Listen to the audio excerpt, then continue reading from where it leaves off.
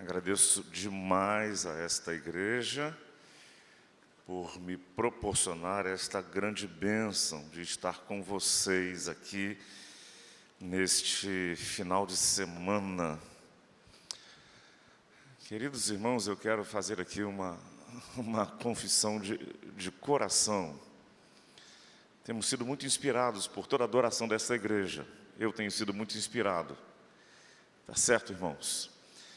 Mas vendo o coro infanto-juvenil cantando aqui agora, e vendo o grande coro cantando, ministro, você vai saber do que eu estou dizendo.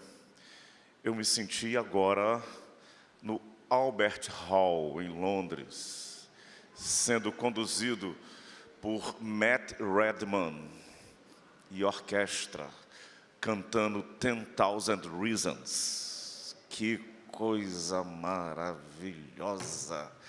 Louvado seja o nome do Senhor Jesus por isso, amém, irmãos? Louvado seja o nome do Senhor Jesus por isso. Vamos abrir aí nossas Bíblias, Palavra de Deus, Mateus 26, versos 6 até o 13. Mateus 26, versos 6 ao 13. E deixa eu dizer para vocês aqui, não sei se fui eu apenas porque estou mais perto aqui que percebi, pastor Marcos agora ele está um pouquinho mais austero, agora à noite, mais sério, com as mãos até um pouquinho trêmulas, né? Mas aí eu concluí, eu sei por quê. A querida sogra dele está ali no primeiro banco, vigiando, atenta, né? Do alto dos seus 90 anos, né? Observando cada detalhe. Ele tem que ficar mais sério, mais cuidadoso. Toda a igreja de Jesus diga amém, né? Vamos lá, irmãos. Uma última palavra rápida antes de lermos o texto. Também, assim, sendo muito honesto com vocês, eu estava até um pouco antes do culto na dúvida se eu pregaria sobre esse texto. Mateus 26, a partir do verso 6, quando Jesus, já próximo da crucificação, ele é ungido por aquela mulher numa cidadezinha chamada Betânia. Estava na dúvida entre esse texto e Atos 16. Gosto muito de pregar sobre a experiência de Paulo e Silas quando eles estavam presos em Filipos. Mas decidi pregar sobre este texto. O que me faz lembrar uma velha história, possivelmente você conhece. O pastor foi pregar e ele preparou o seu sermão sobre a experiência de Jesus na casa de Nicodemos, conversando com Nicodemos. João 3, Jesus conversando com Nicodemos à noite. E aí, quando ele foi pregar, ele estava um tanto quanto nervoso, aí ele leu o texto, Jesus na casa de Zaqueu, Jesus entrando em Jericó. E aí ele começou a pregar, como é muito comum nos pastores, né, fazerem isso. Ele começou a recontar a história. Ele estudou sobre um texto e leu outro texto. E aí ele começou a recontar a história. Meus irmãos, Jesus ia entrando em Jericó. E em Jericó tinha um homem de pequena estatura, um homem coletor de impostos, e não tinha amizades, porque as pessoas não gostavam deste homem, e este homem queria muito ver Jesus, e este homem de baixa estatura, coletor de impostos, se chamava Nicodemos. E Nicodemos tentava ver Jesus, e Nicodemos buscava encontrar espaços para ver Jesus, e Nicodemos queria muito ver Jesus. Até que Jesus, caminhando então, ele passou e viu que Nicodemos tinha subido na árvore. E ele continuou contando, o pastor, no seu entusiasmo. E quando Jesus ia passando, Jesus olhou para o alto e viu Nicodemos. Aí nesta hora o pastor se deu conta do seu erro. Jesus viu Nicodemos e Jesus disse: Nicodemos, desce daí, porque este é o lugar de Zaqueu. Pois bem, irmãos, como esse abençoado pastor prosseguiu na sua mensagem, só a misericórdia de Deus. Vou tentar não cometer o mesmo erro, tá bom? Vamos lá. Mateus 26, a partir do verso 6. Ora, estando Jesus em Betânia, em casa de Simão, o leproso, aproximou-se dele uma mulher, trazendo um vaso de alabastro cheio de precioso bálsamo, que lhe derramou sobre a cabeça, estando ele à mesa.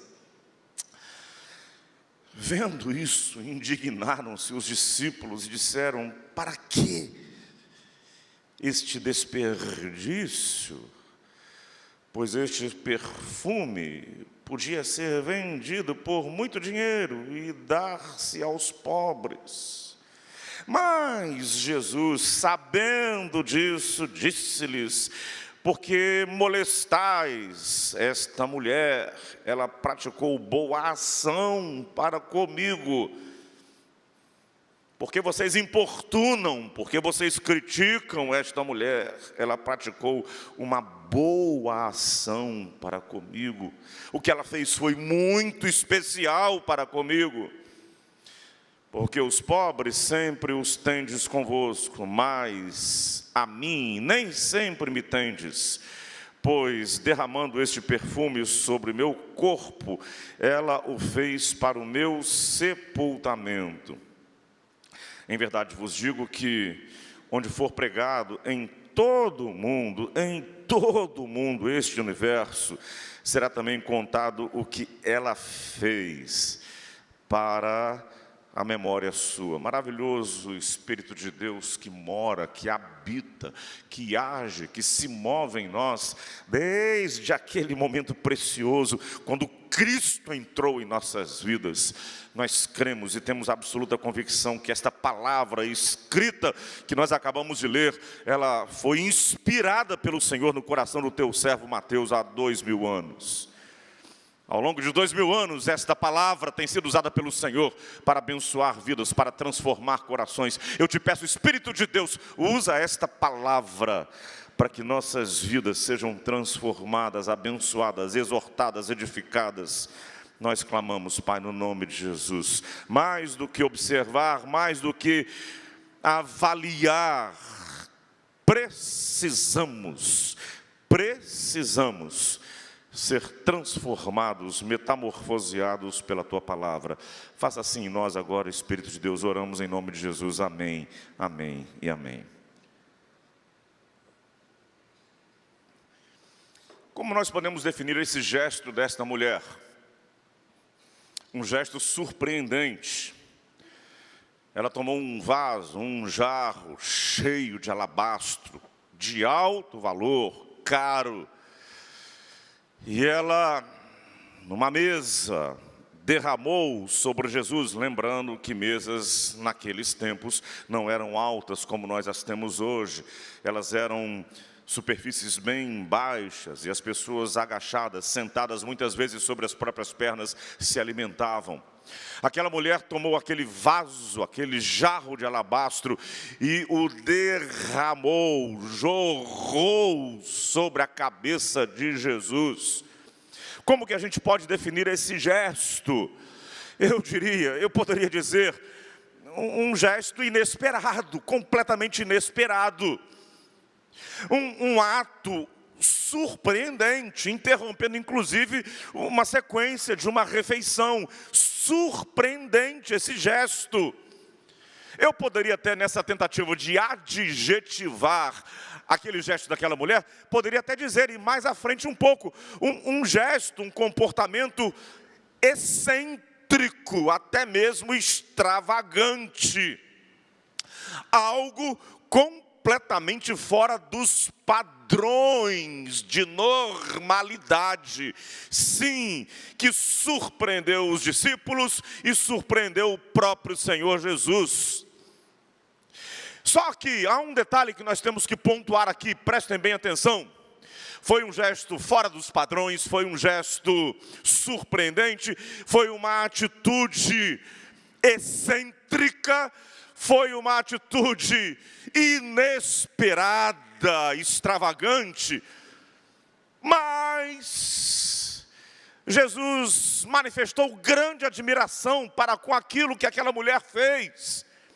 Ele chega a dizer: olha, este evangelho será pregado no mundo inteiro, e este ato desta mulher será lembrado, de tão relevante que foi esse gesto excêntrico, esse gesto fora dos padrões, de tão importante que foi esta atitude dela fora da normalidade, fora do convencional, algo inesperado. Isso vai ser lembrado em todo o mundo, disse o Senhor Jesus.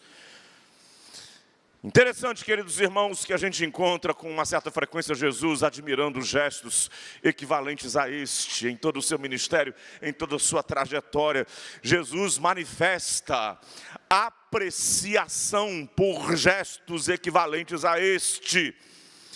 Interessante, coisas inesperadas, coisas que foram praticadas por pessoas de modo surpreendente, fora dos padrões. A mulher que tinha um fluxo de sangue, ela era impedida legalmente de conviver com pessoas, de tocar em pessoas, de tocar em homens, porque esse gesto seria contaminado, seria considerado como um ato de contaminação, de transmissão de uma espécie de maldição que ela carregava sobre si.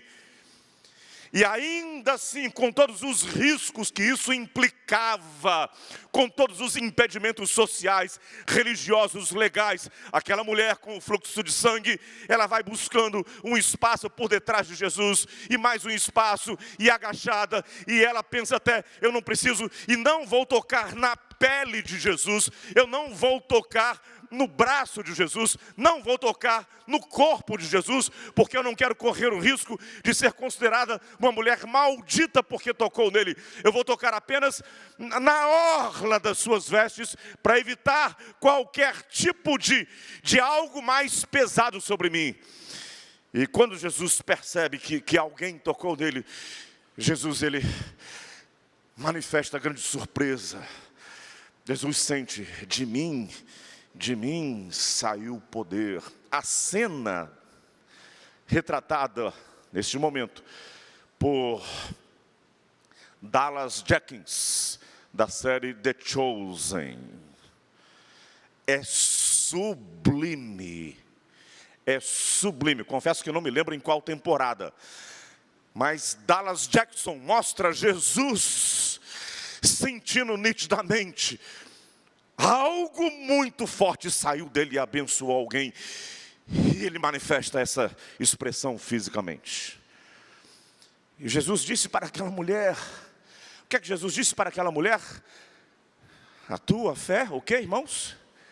Te salvou. Ou seja, o seu gesto, a sua atitude inesperada, essa sua ousadia, esse seu gesto fora dos padrões estabelecidos como normais, isso foi importantíssimo. E o centurião de Cafarnaum, Jesus diz: eu vou na tua casa.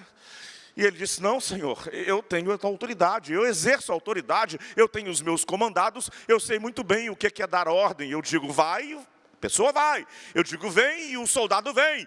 Eu dou ordens e aqueles que estão debaixo de minha autoridade obedecem.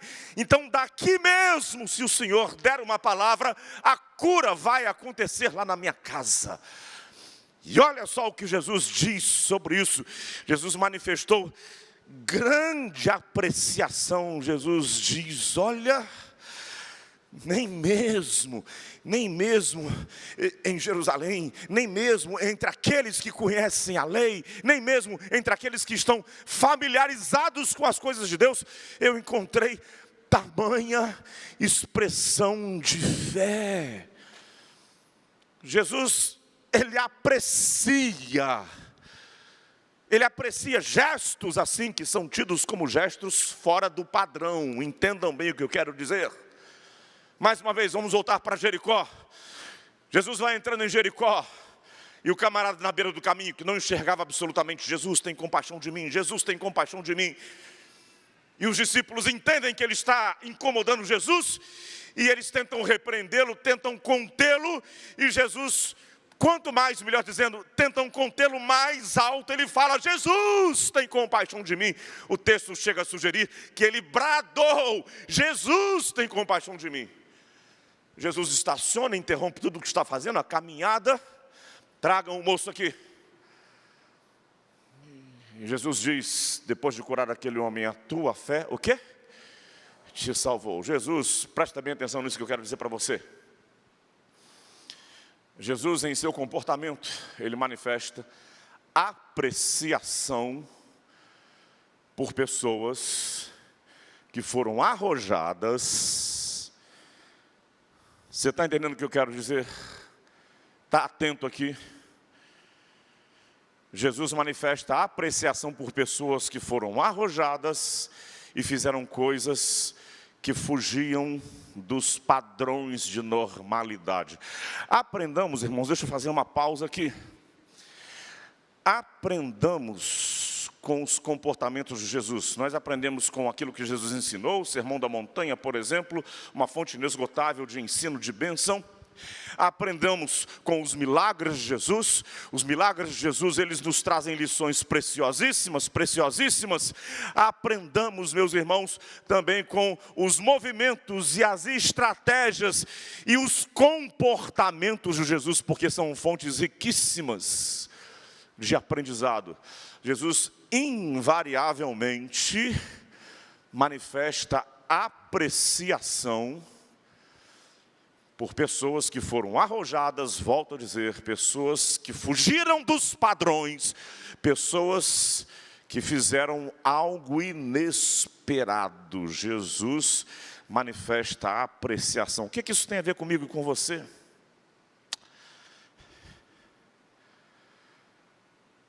Meus irmãos, nós temos que ter muito cuidado para que na nossa, diríamos, é quase que um neologismo isso, na nossa habitualidade, vamos nos habituando às coisas sagradas, vamos nos acostumando com o sagrado, vamos transformando o sagrado em rotinas religiosas, vamos transformando o sagrado em hábitos, em costumes, e aos poucos eles vão sendo esvaziados de valor para nós, vão sendo esvaziados de significado, e aos poucos nós nos encaixamos dentro das coisas que para nós se tornaram habituais, e não fazemos absolutamente mais nada que fuja da normalidade. Talvez Deus esteja esperando que nós, meus irmãos, sejamos arrojados, mais arrojados em nossa vida com o Senhor. Talvez o Senhor esteja, eu vou repetir isso porque eu entendo que isso é preciosíssimo. Talvez o Senhor esteja aguardando que nós sejamos mais arrojados em nossa vida com o Senhor. Que nós creiamos e busquemos por coisas que sejam mais arrojadas. Meus irmãos, eu disse hoje pela manhã e quero reafirmar, pessoas que são insistentemente perseverantes na busca pelo Senhor, são pessoas que abençoam mais. Não nos deleitamos no sofrimento de absolutamente ninguém. Temos que respeitar a dor alheia, mas verdade seja dita, olhem bem para cá. Aquele irmãozinho, aquela irmãzinha que mesmo vivendo dores, ele persevera em levantar de madrugada, arrojadamente para buscar ao Senhor. Ele se levanta, ele jejua, ele busca, ele multiplica o seu tempo de leitura bíblica. Ele está vivendo contratempos severos, ele está vivendo dores difíceis, e mais ele intensifica, mais arrojado ele se torna na busca pela presença do Senhor. Meus irmãos, verdade é que estes irmãos nos abençoam mais. O povo de Deus diga um amém. Converse com alguns destes irmãos que quanto mais aflitos se tornam, mais arrojados se tornam na busca pelo Senhor. Quanto mais tempo de aflição vivem, mais arrojados eles se tornam. Eu estarei mais na presença de Deus, eu passarei mais tempo na presença de Deus, eu investirei mais da minha mente, do meu coração, na busca pela presença do meu Deus Todo-Poderoso. Esses irmãos nos abençoam demais. Aleluia, louvado seja o nome desses irmãos. Talvez falte isso. O que é que você tem aspirado, irmão, para a sua vida espiritual? Quais são as suas buscas? Muito comum, ouve-se muito falar no mundo corporativo hoje. Metas, as empresas, os empreendimentos. Trabalha-se com metas, você tem que buscar, você tem que alcançar, você tem que bater metas. E por que é que não transportamos isso para a nossa vida com Deus? A minha meta é dobrar o meu tempo de comunhão com o Senhor nesse novo ano que começa. A igreja de Jesus toda diga amém. A minha meta é mergulhar mais a minha mente na palavra de Deus. A minha meta é reduzir significativamente o meu tempo de redes sociais e ler, ao invés de 2 vezes, 4 vezes a palavra de Deus no ano. Sermos arrojados no Senhor. Arrojo espiritual. Repete essa expressão comigo, irmão. Arrojo espiritual. Fala de novo comigo. Arrojo espiritual. Ou seja, eu não me acomodarei a níveis já alcançados. Eu quero experimentar mais do céu aqui na terra. Eu quero experimentar mais do céu aqui na terra. Eu quero experimentar, ver mais as manifestações. Eu quero ver mais as manifestações dos céus aqui na terra. Pai nosso que está nos céus, fala comigo. Pai nosso que está nos céus, santificado seja o teu nome. Venha o quê, irmãos? Venha a nós o teu reino. Eu quero ver mais sinais do reino de Deus se manifestando aqui na terra. Aleluia. Aleluia. Em 1940, um professor da Wheaton College, uma faculdade cristã, a maioria dos alunos era a de alunos que se preparavam para a formação ministerial. Um professor chamado James Edwin Orr. James Edwin Orr liderou uma viagem turística de seus alunos a Londres para ver lugares e visitar lugares muito importantes para a fé cristã. E aí eles foram na casa de John Wesley e foram levados, seus alunos por ele, até o 2º andar. E lá na casa de John Wesley ainda tem o tapete onde John Wesley se ajoelhava e tem as marcas onde os joelhos de John Wesley repousavam durante as horas e horas e horas de oração.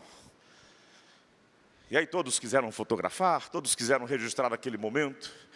Eles desceram, entraram no ônibus e o professor James Orr percebeu que faltava um dos alunos.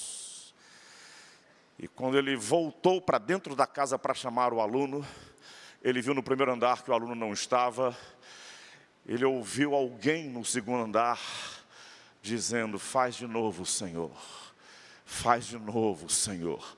Faz de novo. Repete comigo, irmão. Faz de novo, Senhor. Fala de novo, irmão. Faz de novo, Senhor. Faz de novo, Senhor. E quando ele subiu, ele viu aquele jovem aluno ajoelhado sobre as marcas de John Wesley. Aquele aluno dizendo: faz de novo, Senhor, faz de novo, Senhor. Repete comigo, irmão: faz de novo, Senhor, faz de novo, Senhor, faz de novo. Ele bateu no ombro daquele jovem aluno e disse: Billy Graham, desce, porque nós precisamos ir embora. Você pode dar um glória a Deus, irmão? Ousadia espiritual. Eu não vou me conter, eu não vou me contentar. Eu quero mais do céu se manifestando aqui na terra. Ainda que eu fuja de padrões, eu buscarei mais, porque eu quero ver mais do reino de Deus se manifestando aqui na terra. Eu não estou falando, meu querido irmão, de obra meritória para a salvação, em hipótese alguma. A salvação, ela é gratuita. Esse é um ponto máximo da nossa fé. Nós não podemos jamais negociar isso, equacionar isso. É pela graça que nós somos salvos, isso não vem de nós, é dom de Deus, é dádiva de Deus, isso não vem das obras, para que ninguém se glorie, para que ninguém se entenda como merecedor, não. Pela graça do Senhor Jesus é que nós somos salvos, é que nós temos a certeza de que passaremos a eternidade no céu, aleluia. Isso é obra da graça do Senhor, não há nada que eu e você possamos fazer que nos faça merecedores. No entanto, meus irmãos, experimentarmos mais do céu aqui na terra, experimentarmos mais do céu descendo, depende muito, sim, de nosso modo de busca.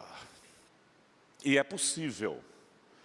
Estou falando para vocês como um crente que nasceu dentro da igreja. E de tempos em tempos eu compartilho isso com a minha igreja, sem receios. Sou pastor há quase 40 anos. Fui consagrado em 19 de abril de 1986.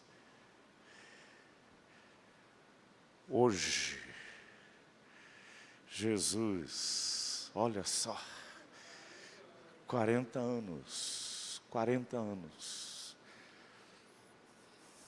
que coisa. E meus irmãos, de 6, 7 anos para cá, foi que eu descobri que eu não tenho como ser pastor, eu não tenho como viver a minha vida cristã, eu não tenho como caminhar a contento com o meu Senhor, com menos de 2 horas por dia na presença do Senhor.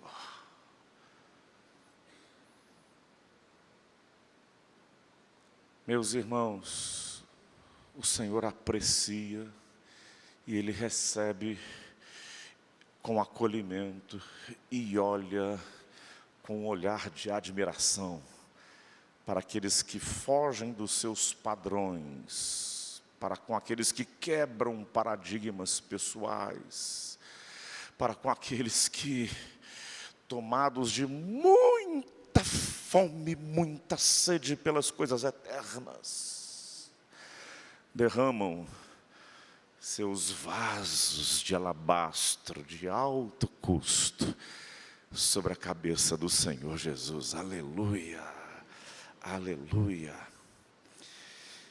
Interessante, na literatura bíblica, esse é um dado muito importante. Isso foi mencionado 2 vezes, em poucos versículos. Ela derramou o vaso de óleo. Mais uma vez, logo à frente, o próprio Jesus diz, ela derramou o vaso de óleo. Isso é significativo. Aquela mulher não estava apenas com isso, entenda bem o que eu vou te dizer. Não estava apenas derramando o vaso de óleo, o vaso de alabastro, aquele líquido caro, não estava apenas derramando sobre Jesus. Você há de concordar comigo? Ela estava se derramando aos pés do Senhor Jesus. Estava se derramando a sua pessoa. Estava jorrando a sua alma aos pés do Senhor Jesus. Não foi comedida. Eu vou buscar com uma certa contenção, eu vou me entregar de um modo mais comedido. Não! A minha vida, a minha alma, eu derramarei tudo o que sou aos pés do Senhor Jesus. Por isso, 2000 anos depois, sem sabermos sequer o nome desta mulher, nós estamos hoje aqui sendo abençoados pelo exemplo dessa mulher.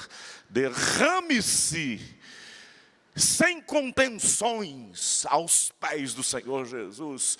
Ame o Senhor Jesus, jorre a sua vida no Evangelho do Senhor Jesus. Eu vou te afirmar, você será surpreendido, pessoas começarão a ser abençoadas por você. Coisas do tipo: estou percebendo, tem algo especial na sua vida. Uma vez eu e minha esposa, nós fomos numa consulta médica em São Paulo. Pouca gente, só 11 milhões de habitantes. Nunca tínhamos visto aquele médico, nem ele nunca tinha nos visto. E a consulta médica. Não era um culto, consulta médica, não era uma reunião de oração. E no final da consulta ele disse: eu preciso aqui quebrar o protocolo e perguntar aqui para vocês, eu estou sentindo aqui umas boas energias vindas de vocês. O que tem em vocês que me faz sentir esses bons fluidos? Ele, na sua linguagem não cristã, de pouquíssimo entendimento espiritual: olha bem para cá, irmão, derrame-se aos pés do nosso maravilhoso Cristo, derrame-se aos pés do nosso maravilhoso Cristo. Muita gente, de modo inesperado, vai começar a sentir, entre aspas, bons fluidos. A presença do Espírito de Deus, a graça de Deus sobre a sua vida, transbordando sobre elas. Não é isso que Davi nos diz? Vamos lá, gente. Unges a minha cabeça com óleo, e o meu cálice o quê? Eu esqueci o restante do verso. O meu cálice o quê? Transborda. Vai transbordar, vai respingar sobre pessoas ao seu redor. Derrame-se aos pés do Senhor Jesus, vai respingar sobre seus filhos. Eu estou dizendo, derrame-se aos pés do Senhor Jesus, vai respingar sobre o seu cônjuge que ainda não conhece Jesus. Derrame-se aos pés do Senhor Jesus, vai respingar sobre a vida daquele chefe que você tem lá, que te dá a sensação de estar sendo perseguido. Vai respingar, você está sendo perseguido por ele. Derrame-se aos pés do Senhor Jesus sem contenção e vai respingar lá no seu ambiente profissional. Eu te digo em nome de Jesus, vai abençoar a gente de modo inesperado. Até porque nós sabemos, você que tem uma caminhada com Cristo já há muito tempo, você sabe disso. Nós não podemos abraçar o Senhor parcialmente. Não podemos. O C.S. Lewis, ele tem uma frase que é sublime. Ele diz: o cristianismo, se é falso, ele é de nenhuma importância. Se é verdadeiro, ele é de infinita importância. O que ele não pode ser é de moderada importância. O evangelho não pode ser de moderada importância para você, irmão. Você tem que se derramar, se jorrar por inteiro aos pés do Senhor. Nós éramos muito inspirados, nós que nascemos em igreja, pela homilética dos nossos pastores antigos, cabecinhas brancas. As ilustrações que eles contavam eram bonitas, né? Um perfil homilético de tempos anteriores. Me lembro, eu ouvi alguns dos nossos pastores antigos contarem aquela ilustração. No final do culto, pessoas vieram à frente se entregando a Jesus, e veio de lá chorando um homem amputado das duas pernas, e ele se movimentava usando as suas mãos, os seus braços, e chorando, ele perguntou ao pastor: pastor, será que Jesus aceita um homem pela metade? E o pastor diz: Jesus aceita um homem pela metade, que se entrega por completo. Jesus não aceita um homem inteiro que se entrega pela metade. É isso. Você precisa jorrar a sua vida aos pés do Senhor Jesus. Por isso, meus irmãos, que a canção que hoje, atualmente, é a canção mais cantada no universo cristão no planeta. C.C. Winans gravou a canção de Jane Johnson, Tua bondade me seguirá. E na última gravação, esta canção teve mais de 1 bilhão de visualizações. Não estou falando de 1 milhão, 1 bilhão de visualizações. É belíssima, é maravilhosa.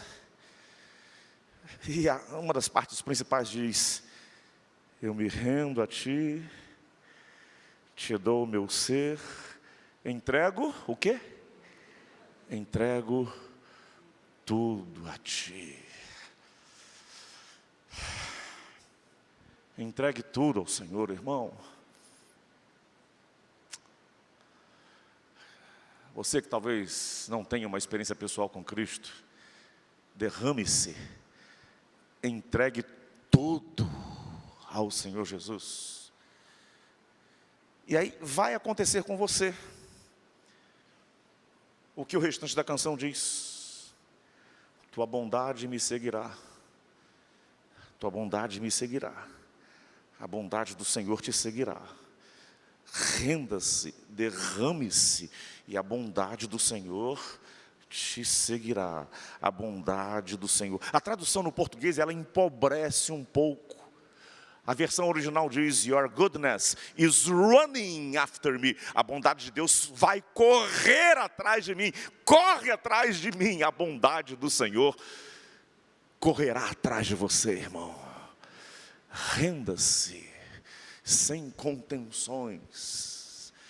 Pegue o jarro de alabastro da sua vida, que é a sua alma, e jorre isso aos pés do Senhor Jesus.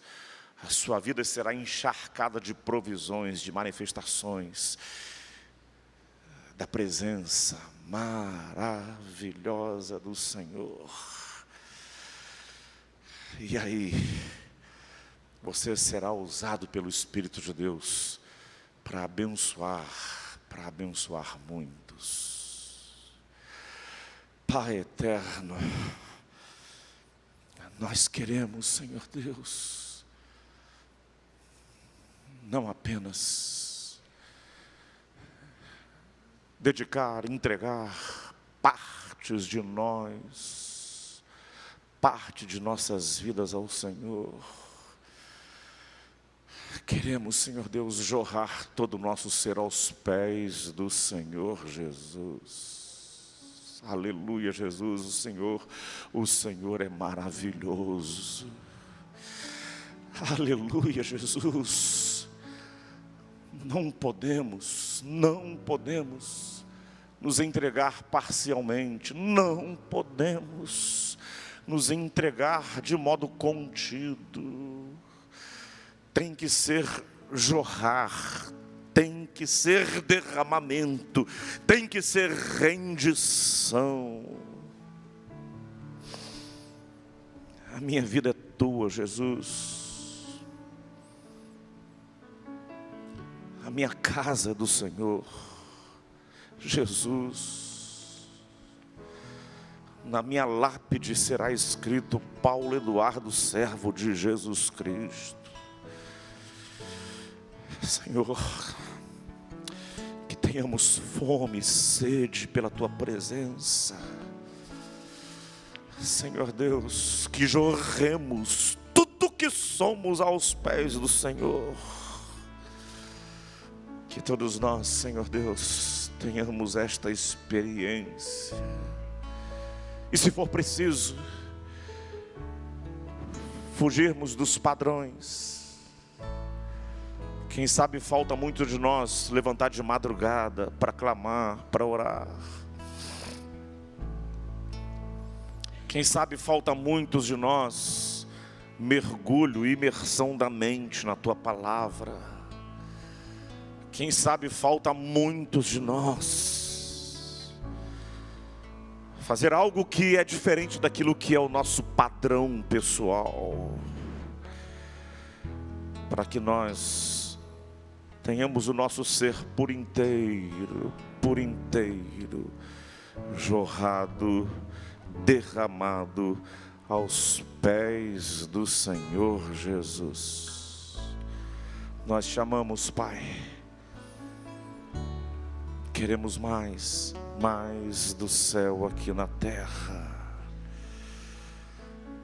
Manifesta mais do céu aqui na terra. Em nome de Jesus. Amém. Amém. E amém. Fica de pé. Cante com a gente.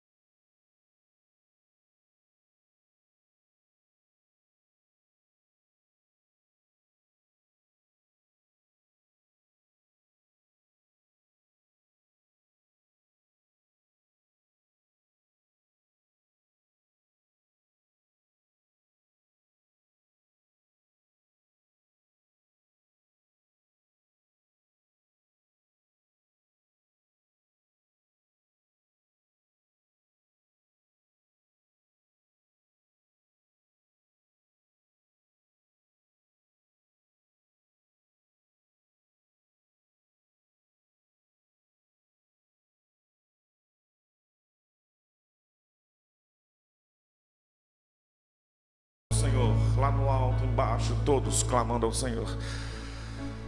Talvez você nunca tenha feito uma oração. O desafio agora é para que você ore.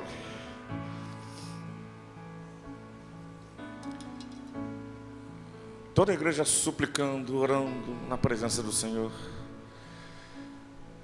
E a minha primeira fala é para você, irmão. Você é sabedor da sua vida. O que falta na sua vida que ainda não foi entregue? O que impede de você dizer: eu já me derramei por inteiro aos pés do Senhor Jesus? Então agora é hora de você ou renunciar.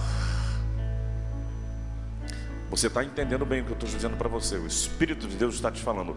Agora é hora de você ou renunciar alguma coisa da qual você não abriu mão e que te impede de estar por inteiro jorrado na presença do Senhor, no Evangelho de Jesus. Então diga agora: Senhor, isso não vai fazer mais parte da minha vida. Senhor, isso não fará mais parte da minha vida. De agora em diante, a minha vida por inteiro será derramada, jorrada aos pés do Senhor Jesus. Faça esse compromisso com Deus agora, irmão. Ou é a hora de você dizer: Senhor, eu me habituei à minha vida devocional, cultos, igreja, leitura bíblica, oração, tudo mergulhou numa rotina.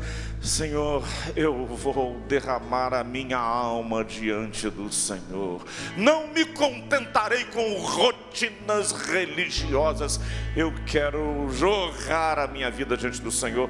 Faça agora esse compromisso com o Senhor, irmão. Derrame o seu vaso de alabastro, a sua vida,